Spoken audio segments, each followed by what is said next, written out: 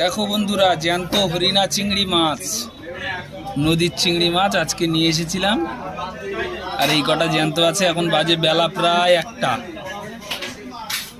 আর অল্প কিছুটা আছে, এগুলো সব মারা গেছে।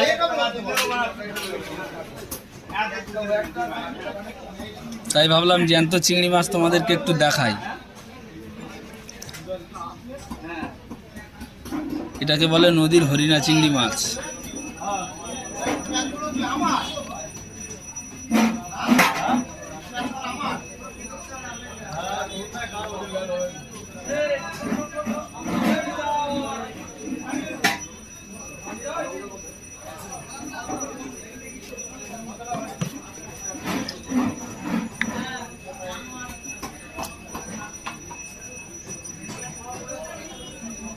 আর কিছুক্ষণ জ্যান্ত থাকবে, তারপরে সব মারা যাবে।